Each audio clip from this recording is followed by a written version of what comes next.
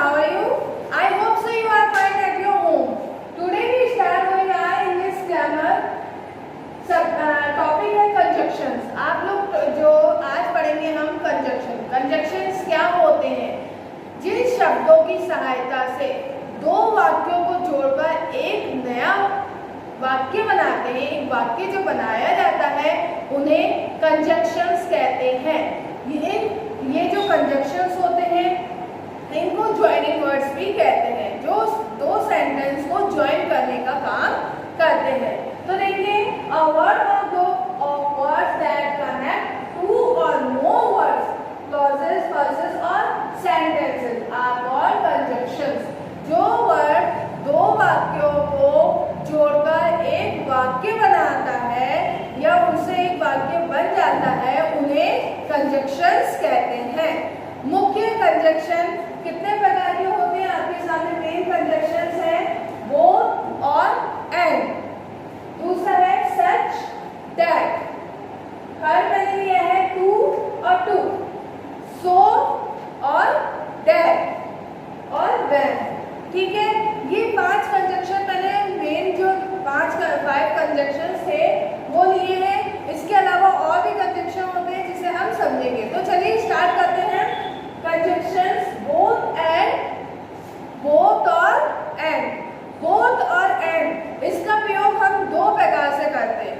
ठीक है, यदि कोई वाक्य है, ठीक है, उनमें कर्ता अलग है, मतलब जो सब्जेक्ट है वो अलग हो और एक और सब्जेक्ट से पहले, मतलब जो सब्जेक्ट है सेंटेंस का जो सब्जेक्ट है उससे पहले बोथ और दूसरे वाक्य में क्या होगा, से पहले दूसरे जो सेंटेंस होगा उससे पहले एंड का प्रयोग करते हैं।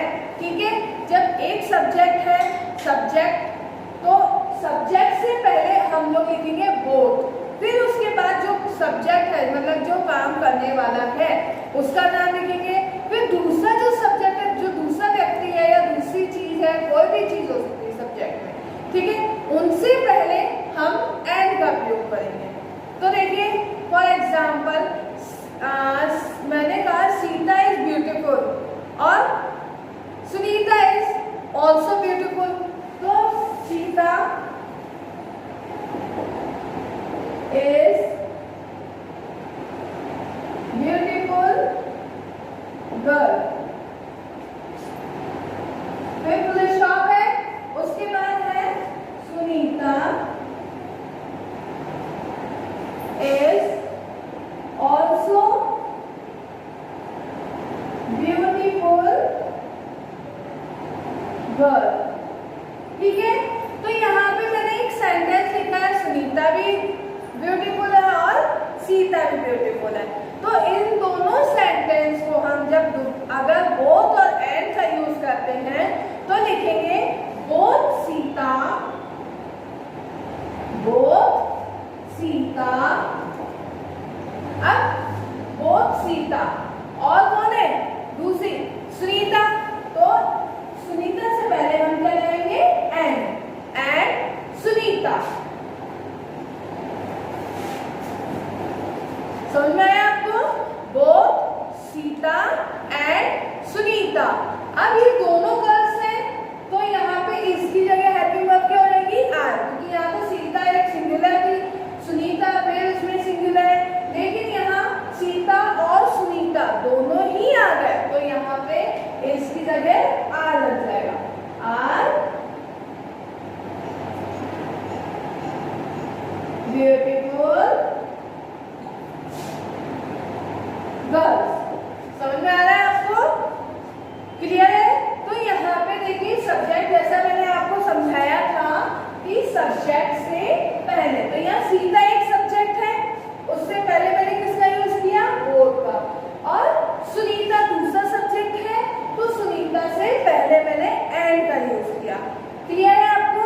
तो दो सेंटेंस में, अब यहाँ पे दो सेंटेंस है ना, एक सीता और एक सुनीता का, दोनों के लिए ब्यूटीफुल आया है, तो हमने क्या करा, वो Sita and Sunita are beautiful girls. समझ में आ रहा है आपको? इस तरीके से बोथ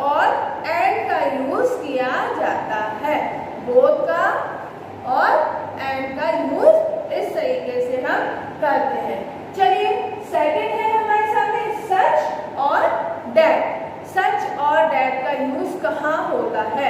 सच और दैट का प्रयोग करने के लिए पहले वाक्य के जो एडजेक्टिव्स होते हैं, एडजेक्टिव्स के चले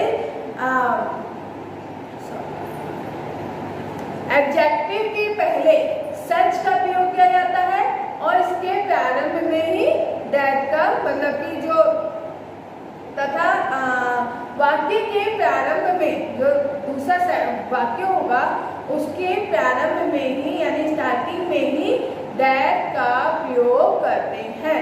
जैसे it was a very dark night. Okay, it was a very dark night, we could not see anything. तो देखिए हम लोग दूसरा सेंटेंस बनाते हैं। तो सर दैट लेके मैंने सेंटेंस दिया it was very dark day, very dark night. ठीक है, ये हो गया एक sentence. It was very dark night, we could not see anything, we could not see anything. Second sentence क्या हुआ? We could not see anything। तो यह दो सेंटेंस हो गए। दो सेंटेंस को हम अगर कंजक्शन से जोड़ते हैं तो आएगा हमारा इट वॉज वेरी की जगह सच, वेरी की जगह क्या लगाया हमने? सच। आ डार्क नाइट। तो हम लोग सेंटेंस को लिखेंगे तो कैसे लिखेंगे? It was very dark night. अब देखिए फुल स्टॉप है, इस फुल स्टॉप की जगह हमने क्या यूज किया? That could not. अब दूसरा सेंटेंस क्या था? We could not see anything. तो वैसे के वैसे लिख देंगे हम। दैट के बाद we could not see anything.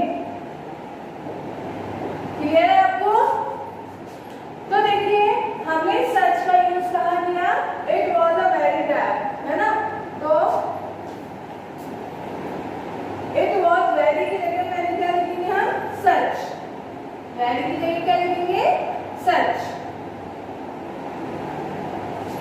यहाँ वेरी कर दिया। It was such dark night that we could not see anything.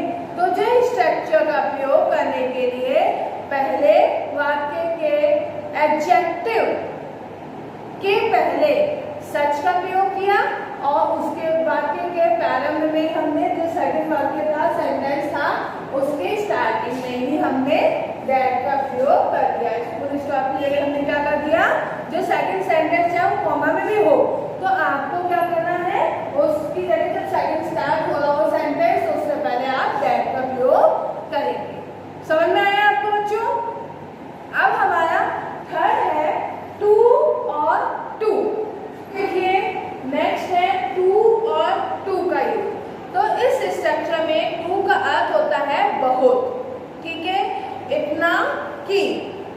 इसका अर्थ क्या होता है? टू का इतना कि, इससे है। ठीक है, तथा बाद का जो टू है उसका अर्थ होता है नहीं, उसका अर्थ होता है नहीं। इसका प्रयोग करने के लिए क्या करते हैं? इसे पहले वाक्य में आए जो वेरी को हटाकर, अगर आपके सेंटेंस में अगर वेरी लिखा होता है तो उसे हटाकर दूसरे वाक्य में मतलब दूसरा जो सेंटेंस होगा उसमें सहायक क्रिया जैसे नॉट को हटाकर टू के साथ क्रिया की फर्स्ट फॉर्म का प्रयोग किया जाता है या वर्ब की फर्स्ट फॉर्म का प्रयोग किया जाता है। समझ में आ रहा है? तो पहला जो सच है उसका मीन्स क्या बताया मैंने आपको? बहुत, यानी जैसे हो गया आपका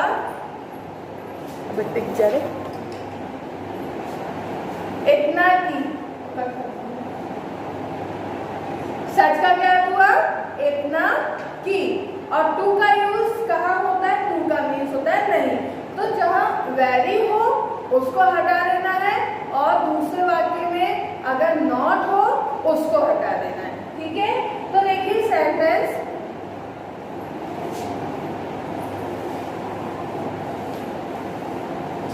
टू और टू का सेंटेंस देखिए। टू और टू में जैसे मैंने एक सेंटेंस दिया, the old man was very tired. ठीक है, द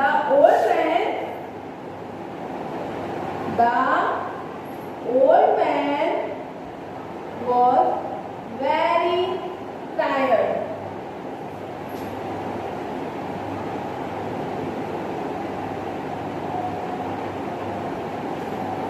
ठीक है, the old man was very tired.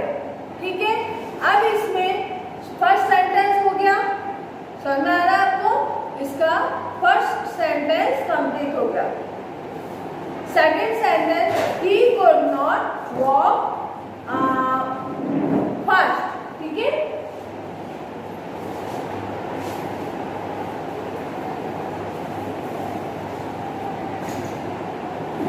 he could not run very fast.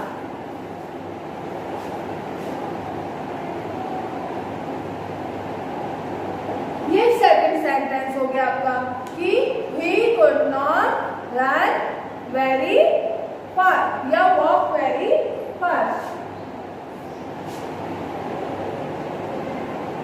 Walk, he could not walk fast. ये ठीक है, तो ओल्ड मैन क्या है? बहुत थक गया है।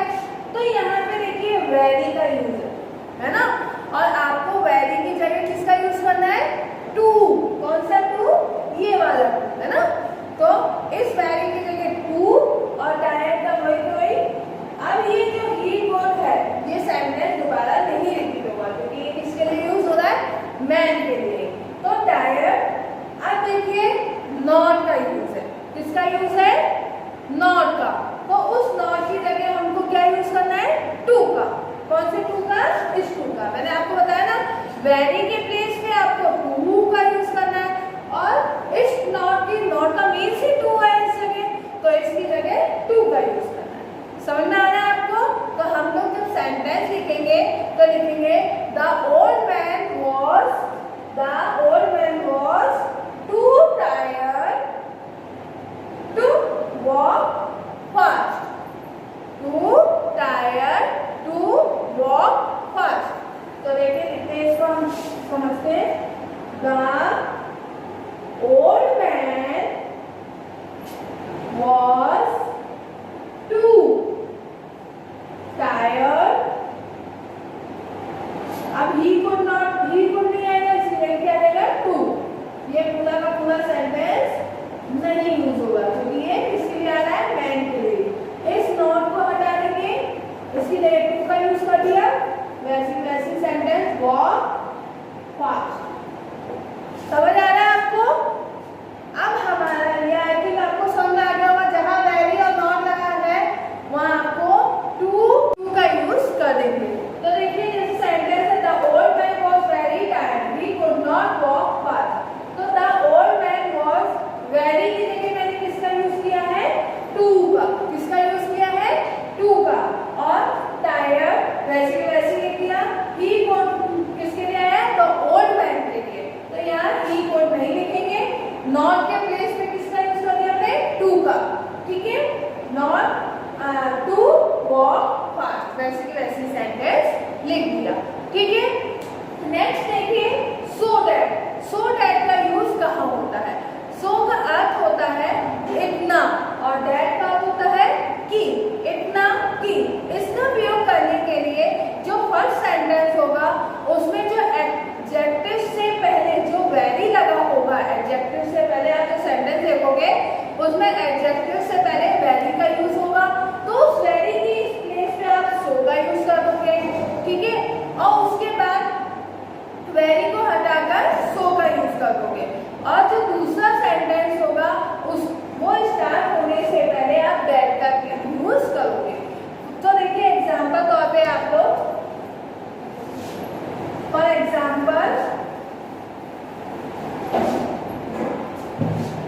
एग्जाम्पल देखते हैं हम कि जैसे this box was very heavy, this box was very heavy, this box was very heavy.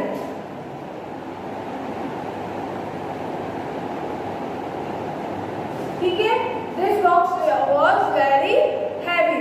दूसरे सेंटेंस के बाद हम लिखेंगे I could not lift it, I could not lift it. ठीक है, ये दो सेंटेंस हो गए। तो यहाँ पे देखिए वेरी का यूज है, किसका यूज है, वेरी का यूज।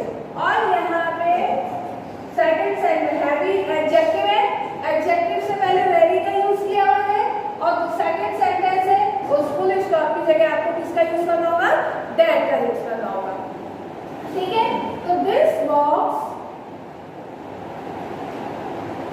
was so heavy, ठीक है, that I could not lift it। Clear है? तो हमने एक यहाँ फुल स्टॉप को हटा के दैट का यूज किया, इस वेरी की जगह हमने सो का यूज कर दिया। ठीक है, ये आपका सो दैट का यूज कंप्लीट होता है यहाँ पे। अब देखिए व्हेन का यूज, व्हेन का यूज हम कहाँ करते हैं, व्हेन का यूज हम ऐसे सेंटेंस में करते हैं जो फर्स्ट सेंटेंस होगा वो तो आपका कैसा होना चाहिए, कंटिन्यूअस टेंस में होना चाहिए। पास्ट कंटिन्यूअस टेंस में जो फर्स्ट सेंटेंस होगा वो पास्ट कंटिन्यूअस टेंस में होगा, और सेकंड जो होगा वो सिंपल पास्ट टेंस में होगा। तो वहां पे आपको जब दोनों सेंटेंस को जोड़ेंगे तो सिंपल पास्ट टेंस से पहले आप किसका यूज कर लेंगे, व्हेन का यूज करेंगे। For example John was watching TV.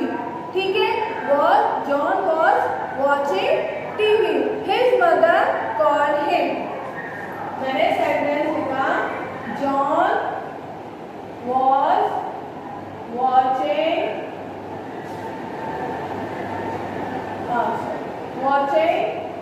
TV. ठीक है, हिज मदर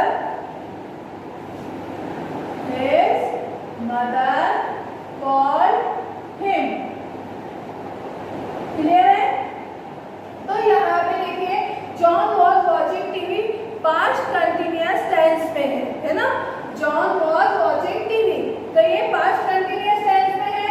और सेकंड है हिज मदर कॉल्ड हिम, उसकी माँ उसे बुला रही है। तो यहाँ पे हिज मदर की जो सेंटेंस है ये कौन सी टेंस में है, सिंपल पास्ट टेंस में है।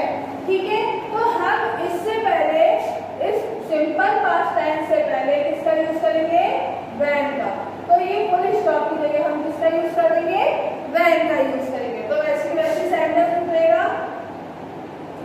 John was watching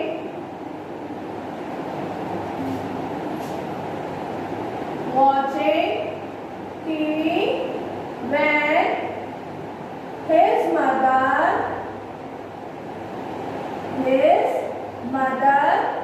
called him। Clear है बच्चों? तो when का यूज हमने कहाँ लगा दिया, फुल स्टॉप की जगह, पास्ट टेंस से पहले। क्लियर है? अब आप लोगों को समझ आ गया होगा। इसके अलावा और भी कंजंक्शंस हैं जिनको हम धीरे धीरे समझेंगे। चलिए अब हम एज देखते हैं। नेक्स्ट जो है एज वेल एज। ये जो वर्ड है एज वेल एज, ये दो समान सेंटेंसेस या वर्ड्स को जोड़ने का काम करते हैं। ये आपस में परिवर्तनीय यानी मतलब ये परिवर्तनीय होते हैं। ठीक है, ये आपस में ही चेंज कर देते हैं। तो देखिए जैसे मैंने for example as well as, हम लोग थोड़ा सेंटेंस को देखते हैं, उसके बाद आपको पता लगेगा। Hari as well as Mohan is intelligent. तो अगर मैं कहूँ हरी इज इंटेलिजेंट,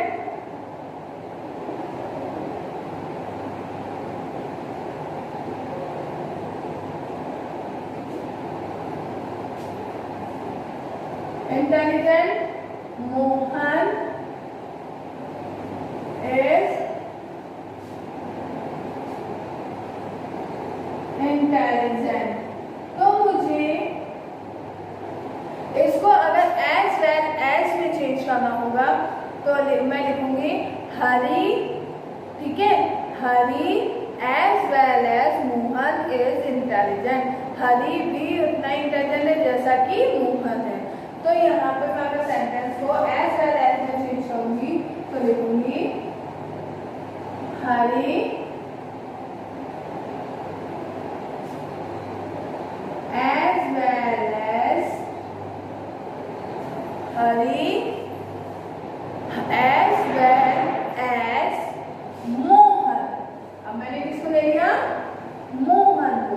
तो हरी जितना है उतना ही मोहन का, जैसा कि हरी है वैसा ही मोहन है।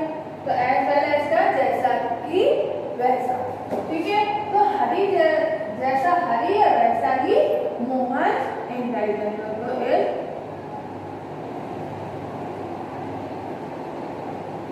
इंटेलिजेंट, ठीक है।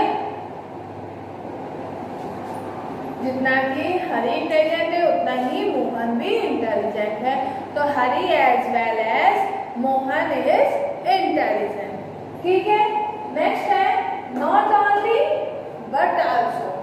Not only but also.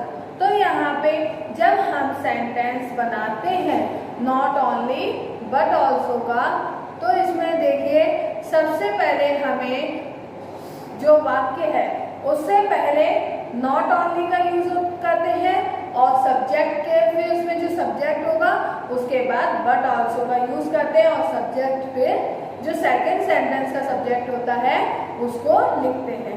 तो देखिए जैसे कि मैंने यहाँ का नॉट ओनली हरी, यहाँ सब्जेक्ट कौन है? हरी, और दूसरा सब्जेक्ट कौन है? Mohan. Not only Hari but also Mohan, ठीक है। Not only Hari but also Mohan is intelligent.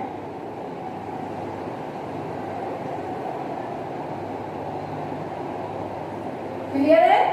तो नॉट ओनली केवल हरी ही नहीं बट ऑल्सो मोहन, यानी केवल हरी ही नहीं बल्कि मोहन भी इंटेलिजेंट है। तो नॉट ओनली बट ऑल्सो, ना ही नॉट ओनली केवल हरी ही इंटेलिजेंट नहीं है बल्कि मोहन भी इंटेलिजेंट है। तो नॉट ओनली बट ऑल्सो, दो सब्जेक्ट, यानी एक सब्जेक्ट से पहले हमने नॉट ओनली यानी फर्स्ट स्टार्टिंग में हमने नॉट ओनली का यूज करना, फिर उसके बाद दूसरा सब्जेक्ट क्या है? मोहन, उससे पहले बट ऑल्सो का यूज करेंगे। क्लियर है आपको नॉट ओनली बट ऑल्सो का यूज? इसके बाद आता है बट, थ्रू और ऑल्दो, ठीक है। बट, थ्रू, ऑल्दो, ये दो विपरीत अर्थ प्रकट करते हैं, यानी दो अपोजिट वर्ड, दो अपोजिट मीन्स शो करते हैं और वाक्यों को जोड़ देते हैं, ठीक है। इनमें आपस में कोई चेंज नहीं होता है, ठीक है। इसमें कोई ये नहीं कि चेंज सेंटेंस चेंज है, नहीं, इसमें सिर्फ जो ये सेंटेंस होते हैं ये सिर्फ सेंटेंस क्या करते हैं, उनके मीन्स चेंज कर देते हैं, ठीक है। और मीनिंग चेंज करने जो डिफरेंट मीनिंग वाले जो सेंटेंसेस होते हैं उनको जोड़ने का काम करते हैं, ठीक है। खुद कुछ भी चेंज नहीं होता है इसमें। तो जैसे मैंने कहा बट, थ्रू और ऑल्दो, ठीक है, सॉरी दो, बट, दो, ऑल्दो, ठीक है। तो यहाँ पे बट सबसे पहले मेरे सामने आता है but, he is rich but honest, वह रिच है लेकिन ऑनेस्ट है, ठीक है। दो, दो का यूज हम जैसे यूज करेंगे ही वर्क हार्ड, ठीक है, या सॉरी, दो का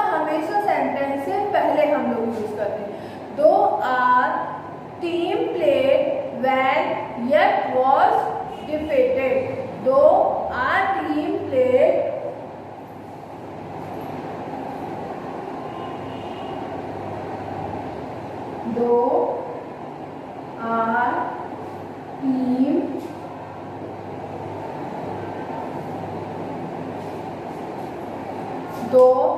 are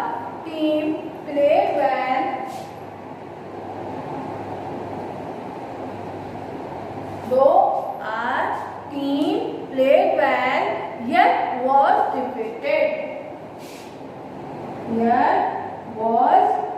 defeated.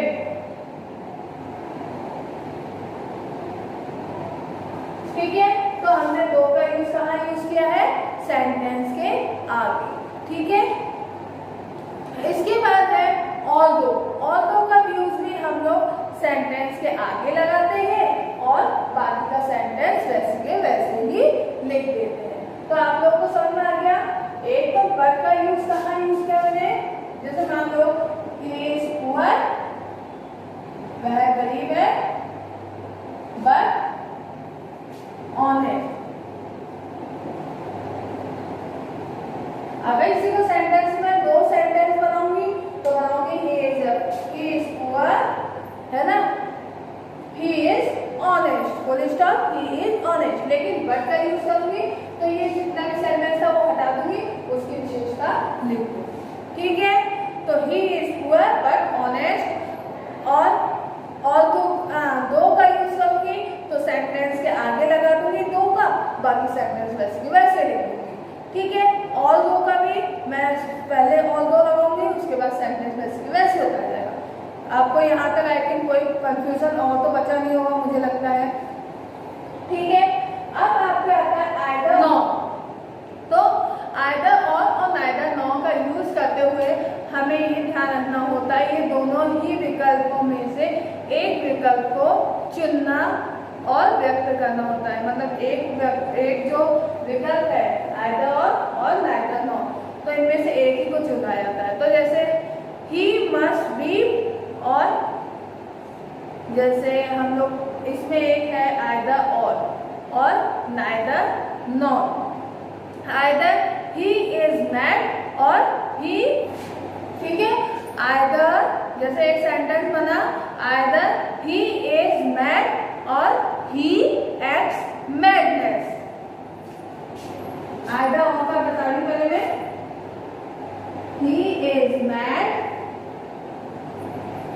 ठीक है, और इसके बाद दूसरा सेंटेंस अगर होगा तो वो क्या होगा? ही act madness.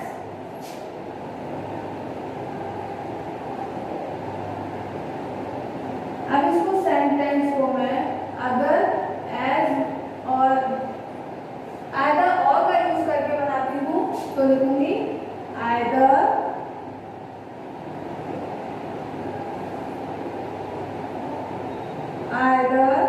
he is mad, और ये जो और है ना इसको यहाँ फुल स्टॉप की जगह लाऊंगी और he acts madness। क्लियर है? क्लियर है यहाँ पे आपको कि आइदर he is mad और he acts madness।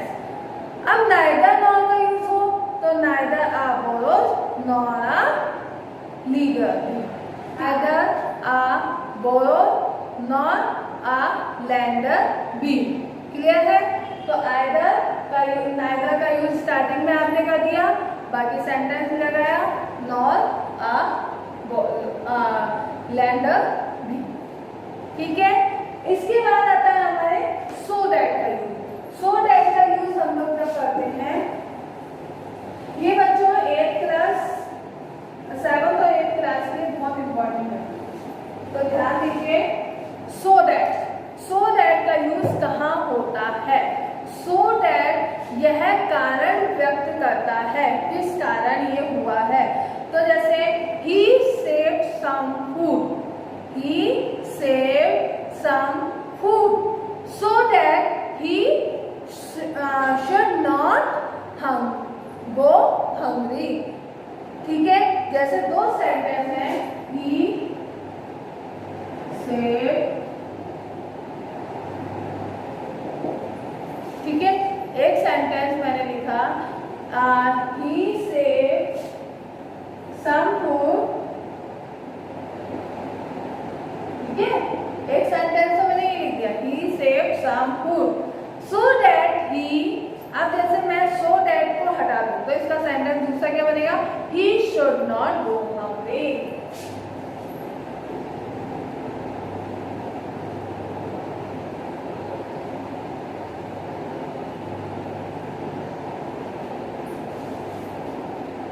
He should not go hungry। तो अगर यहाँ फुल स्टॉप को मैंने हटा के क्या लगा दिया, he saved some food so that he should not go hungry। Clear है? ये फुल स्टॉप को हटा के मैंने क्या यूज कर दिया, सो दैट का यूज कर दिया। अब बच्चों आई थिंक आप लोगों को समझ में आ गया होगा कि so that either or neither nor, either or neither nor, but though although not only but also as well as, ये आपको 5 कनेक्टर्स हैं या 5 कनेक्टर्स या 5 कंजक्शंस जो है वो अब आपको आई थिंक इजीली समझ में आ गए होंगे। ओके बच्चों, स्टे होम, स्टे सेफ।